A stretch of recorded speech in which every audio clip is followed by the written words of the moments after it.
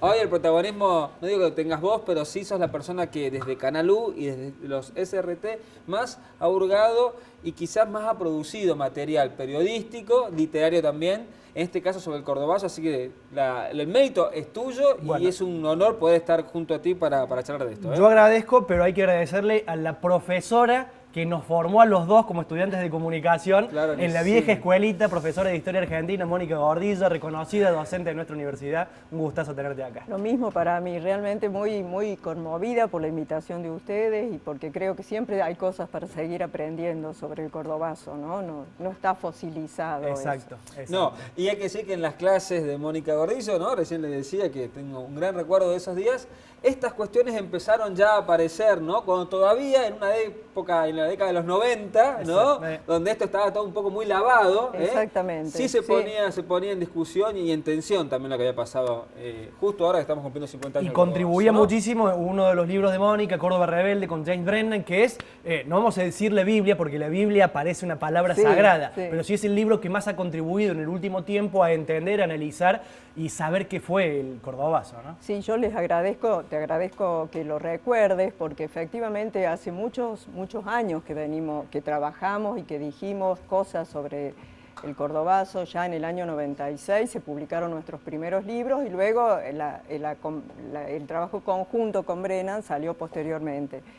Pero digo, hace mucho tiempo que estamos diciendo cosas y por ahí da un poco de tristeza que algunos dirigentes sindicales hablen un poco en contra del academicismo, porque verdaderamente lo que nosotros tratamos de hacer es de darle carnadura a esos trabajadores y destacar el papel que siempre tuvieron los trabajadores mecánicos, digamos, todas estas cosas las dijimos siempre, por eso me dolió un poco que algunos se refirieran en el acto de ayer a que el academicismo tenía como una historia oficial, ¿no? Bueno, disculpen No, tal está vez... bien, Sí, y no le esquivemos tampoco la crítica, No, pongámosle nombre y apellido también, Sí, fue José ¿no? Pi en el que lo dijo, el Sí. titular del CEP, además legislador del peronismo provincial, que va de la mano, y me parece que está bien que lo hablemos, no vamos a hacer indiscreciones del cordobazo, pero hay un referente ineludible del cordobazo que es Lucio Garzón Maceda,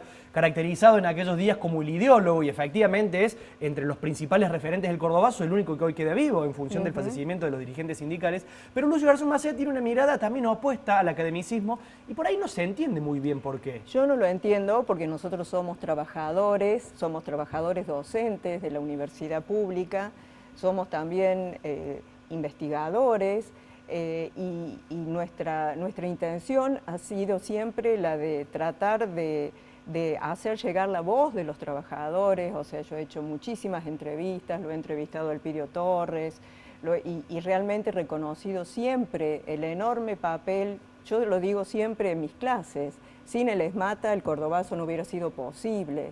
El cordobazo fue una protesta originalmente organizada, obrero-estudiantil. Entonces, por ahí duele que se trate con cierto desdén lo que considero que hemos aportado muchísimo a conocer la complejidad que tuvo ese acontecimiento, ¿no? Bueno, y no ayuda a lo que era el espíritu del cordobazo, porque el espíritu del cordobazo justamente lo que bregaba era la unidad de todos los sectores populares. O sea, el cordobazo bregaba también por la unidad de los intelectuales, de los estudiantes, de los sacerdotes del tercer mundo. Eso fue posible que tuviera la connotación que tuvo y que se convirtiera esa protesta obrero-estudiantil como fue planteada y organizada, y lo repito porque yo nunca he dicho que esto fue espontáneo, que es otra cosa que se adjudica. Al contrario, fue organizada entre los estudiantes y el movimiento obrero, el paro activo, pero sin duda luego escapó esa movilización que iba a tener como lugar de encuentro el local de la CGT, y escapó y se convirtió en una rebelión popular, justamente porque había muchos actores que venían construyendo con anterioridad, dirigentes, ¿no? Dirigentes como por supuesto Atilio López, como Agustín Tosco, como el propio Elpidio Torres, que venían construyendo la idea de la unidad en la acción. Claro, pero hay que decir que políticamente no pertenecían a los mismos espacios y más estaban en tensión entre ellos habitualmente, pero, ¿no? Exactamente, pero hay que recordar, por ejemplo, que la CGT de los argentinos se puso de acuerdo con la CGT Azopardo, porque al paro del 30 de mayo lo decretaron las dos CGT a nivel nacional. Córdoba lo que hizo fue, bueno, esto ya lo sabemos, adelantarlo y darle la modalidad de paro activo, pero ahí todos se pusieron de acuerdo, y se pusieron de acuerdo también los intelectuales que confluían en la CGT de los argentinos, porque la CGT de los argentinos también bregaba por formar una especie, yo diría, no era el término de esa época, pero de frente popular, digamos, contra la dictadura, porque empezó a construirse un relato de que efectivamente había una situación de injusticia que había cercenado derechos de todos. En el 55 se proscribió el peronismo y los antiperonistas no les importaba mucho. Pero en el 66 se suspendió la política. Claro. Entonces ahí esos antiperonistas, esos estudiantes universitarios que vieron también intervenidas las universidades, que no se podía, como muy bien se ha dicho, tener ningún tipo de actividad gremial de centros de estudiantes, que no se podía discutir.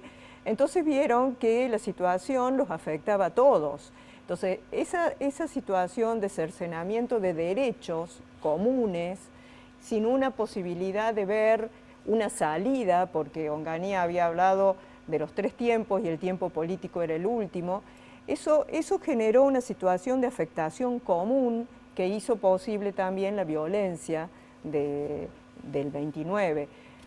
Porque esto también hay que decirlo, además de ser una rebelión popular, una insurrección urbana, fue una expresión de violencia colectiva. Una expresión de violencia colectiva que debe ser explicada, y que debe ser explicada no como la acción de locos sueltos, irracionales, que les gustaba hacer barricadas o que era un delirio juvenil. No, nada que ver. O sea, la violencia colectiva es siempre resultado de la interacción con este caso, con el gobernante, la con los adversarios. De arriba hacia abajo, después fue de abajo hacia arriba. Claro, exactamente. Y sobre todo fue una acción de violencia colectiva porque no se veía otra salida. Es decir, cuando se cierran todos los canales para la expresión, para demandar, cuando el gobierno hace oídos sordos a las demandas populares, es muy probable que se den situaciones de violencia, no porque la gente las elija, sino porque no ve en lo inmediato otro camino. ¿Tuvo aspiraciones revolucionarias el movimiento del Cordobazo? Yo creo que fue una primera instancia, fue como decir un basta, o sea, yo diría, desde la perspectiva de la acción colectiva, a veces uno dice un no, basta. Como fue también en diciembre del 2001, yo lo comparo bastante, aunque sean otros los actores, sí, pero me refiero a ese salir el pueblo a la calle y decir no, basta. Lo que había en común era, como dijimos, esa oposición a la dictadura. Ahora, por supuesto que había ya sectores que estaban pensando en una salida revolucionaria, o sea, que pretendían la patria socialista y llegar a la patria socialista por opciones que eran la opción armada, porque esto ya se venía prefigurando desde antes. Eso ya existía en esa... Sí, claro. Porque hay quienes dicen que no, que el Cordobazo no tuvo nada que ver con eso tampoco. No, lo que pasa es que en el Cordobazo no hubo banderas partidarias, claro, las organizaciones no actuaron como tales, eran grupos todavía muy clandestinos. Pero digo, esa no fue tampoco la única salida, ¿no? O sea, por eso depende qué uno entienda por opción revolucionaria. Había otros que, para los que simplemente, no por minimizar, pero digamos, lo que querían eran la salida electoral sin proscripciones. O sea, esa era la forma de conseguir el horizonte digamos, de recuperación democrática. Entonces, en el Cordobazo yo creo que hubo una enorme unidad porque fue un no colectivo a la dictadura. Luego, esa unidad empezó a romperse, me parece, porque se fueron dando distintas opciones políticas. Claro. o sea, opciones políticas más radicalizadas, otras opciones que no querían la lucha armada, porque tampoco es cierto que todos querían la lucha armada. O sea, entonces, otros que intentaban un sindicalismo que atendiera, que restableciera las convenciones colectivas y no un sindicalismo de liberación, otros sí pretendían un sindicalismo de liberación. Es decir, el Cordobazo abre una serie de opciones, porque yo también lo que he señalado es que abre un ciclo, ¿no? Un ciclo de protestas que va convirtiendo las protestas también en opciones políticas. O sea, si la política con consignas no estuvo, digo con consignas partidarias, no estuvo en el Cordobazo, lo que abrió después fue sí la toma de posiciones políticas ya con distintas opciones definidas, ¿no? Mónica, hoy se cumplen 50 años, hay un paro nacional, los dirigentes políticos y sindicales hablan mucho del Cordobazo en estos días. Ahora, ¿ves alguna continuidad, más allá que nunca se repiten los procesos históricos, entre esos tiempos y este momento a 50 años con un paro nacional y con que el Cordobazo aparece como una cosa en un discurso, pero yo no sé si tiene que ver justamente con lo que son las ideas o el trabajo de cada sindicato en miras de algún resultado político? ¿Cómo lo ves vos? Sí, a mí la verdad que me parece muy bueno que el paro nacional coincida con la fecha del 29 de mayo, porque de alguna manera, aunque sea, obliga a preguntarse, digamos, ¿por qué el 29? A mí me hubiera gustado que hubiera sido un paro activo, un paro con movilización, que hubiera sido un paro donde se hubiera reeditado esa unidad en la acción, que no se ve, más allá de que efectivamente se haya puesto un palco y haya algunos dirigentes, está muy bien, pero me hubiera gustado realmente que se hubiera buscado un acercamiento, por ejemplo, al movimiento estudiantil o a los docentes universitarios, digo, que se hubiera buscado una confluencia de los diferentes sectores como fue en aquella época. ¿Por qué digo esto a los docentes universitarios? Porque nosotros la semana pasada hicimos unas jornadas para recordar, en la Facultad de Filosofía, para recordar justamente el 50 aniversario, y invitamos a todos los dirigentes a que hicieran sus aportes, y fueron muy pocos los que fueron, algunos sí fueron. Pero, digamos, me parece que no existe, por lo menos en ciertos dirigentes de Córdoba, no está existiendo esa voluntad de unidad en la acción, ¿no? Que me parece que es fundamental para tratar de revertir esta situación dramática que tenemos en la Argentina, donde más que nunca hace falta la unidad de todos los afectados. Lo que tenemos en común con el Cordobazo, digamos, es que hay diversos sectores que están afectados. Uno puede decir, están afectados los trabajadores por el deterioro de sus salarios, y cuando digo trabajadores, estamos afectados nosotros, los docentes universitarios. Sí, hace poco se rechazó también la oferta que hubo para la gente de Sí, pero además estamos afectados los científicos. Sí, yo también soy investigadora del CONICET, y lo que este gobierno ha hecho con la ciencia es desastroso. Están afectados el futuro de los jóvenes, justamente porque no hay perspectivas de salida. Entonces, hubiera sido muy interesante que hubiéramos tenido convocatorias a un mayor frente, digamos, para decir basta a este gobierno. ¿Hay conciencia, seguís siendo profe, seguís dando clases, y hay conciencia en los chicos y chicas estudiantes de la importancia que tuvo el Cordobazo y de sus principales enseñanzas? No quisiera generalizar, sí, claro. No quisiera generalizar, o sea, nosotros, como vos lo recordabas, es un tema que siempre sobre el cual, no solo sobre el Cordobazo, en general sobre las luchas, los diferentes tipos de luchas obreras y sobre, porque no se puede pensar la sociedad, la dinámica social, si no es pensando en la conflictividad social, digamos, en las demandas de los distintos sectores. Entonces, bueno, uno en clase trata de poner énfasis en esos temas, pero también es cierto que